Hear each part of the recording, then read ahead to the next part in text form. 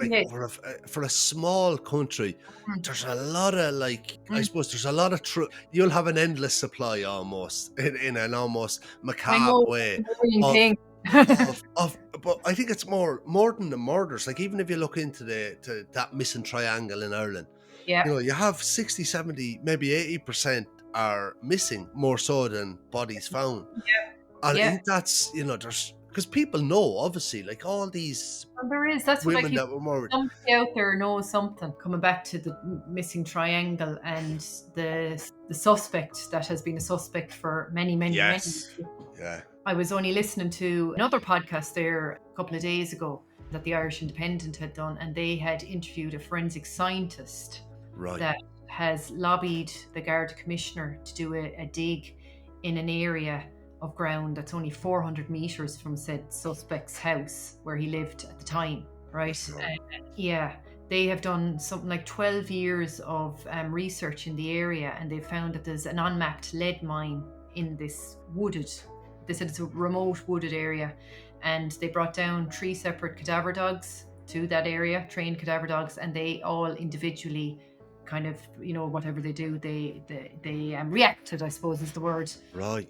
at the same area, which was directly over this mine, and they maintain that there could be bodies buried down there. Yeah. And I think for anyone that kind of knows that Beast of Baltinglass, it'll be like Voldemort. He shall not be named, but we can go by the moniker, I suppose, of Exactly. Beast of Baltinglass.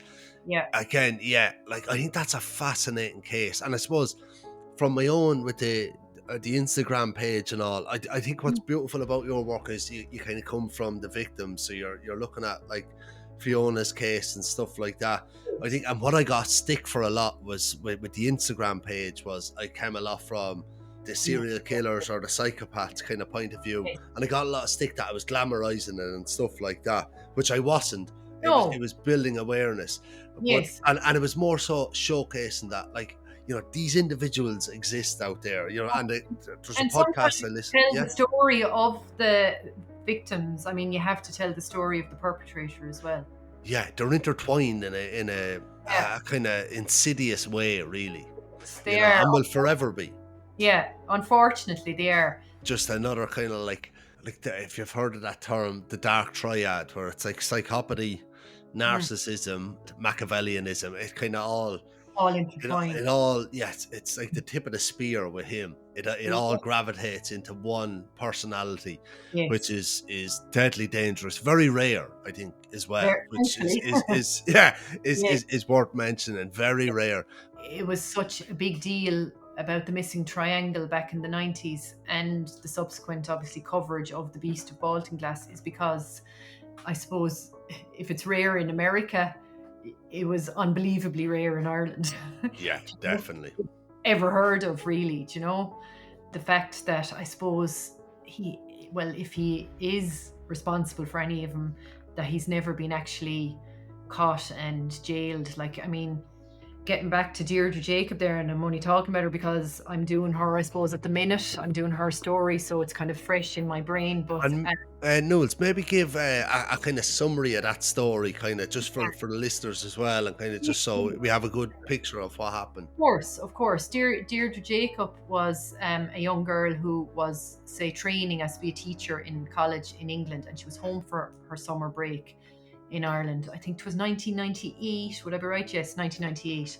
She was at home, say this morning anyway, and her mum and dad went out to work, and she was living in Newbridge. It was a lovely day, and she headed into the town to get a bank draft, basically, to pay for her accommodation back in London for her second term. She was seen again, like Annie McCarrick, on CCTV go into the bank. She went to the post office.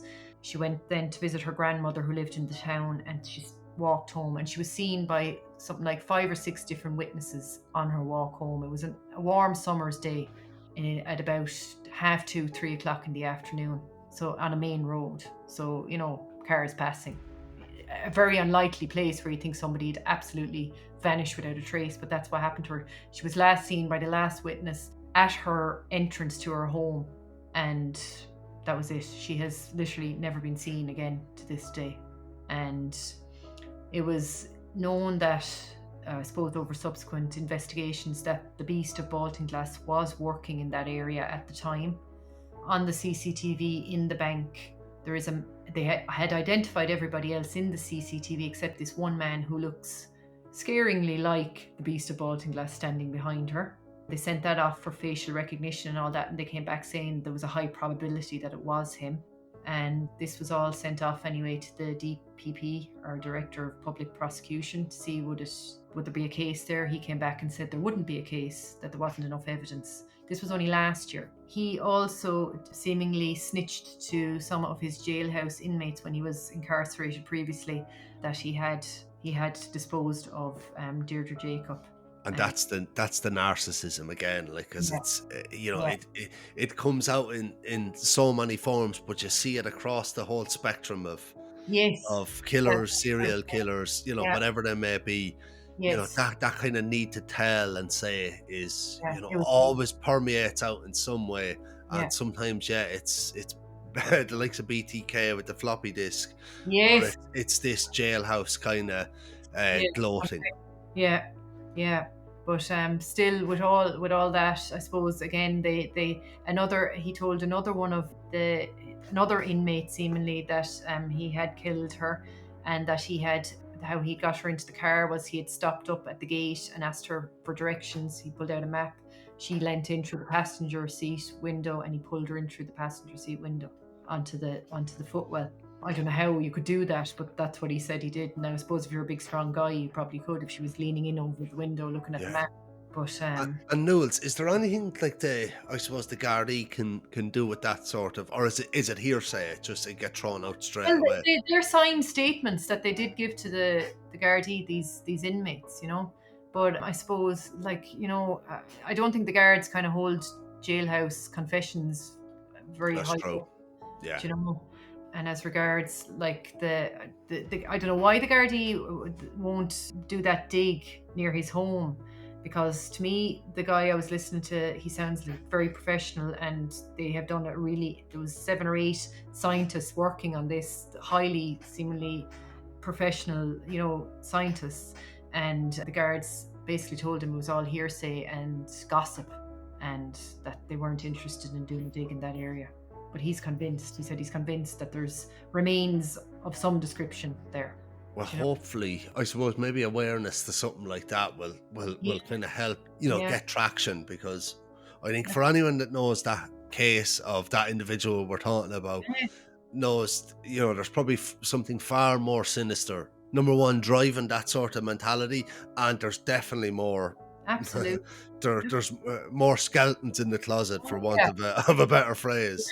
He seemingly told one of those jailhouse inmate friends of his that he had killed before, and that there was plenty of bodies up in the Wicklow Mountains.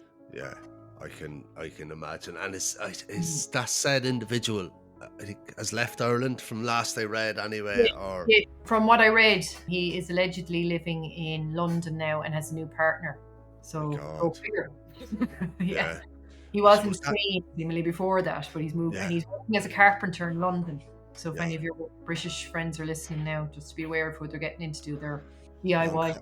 Cowboy builders.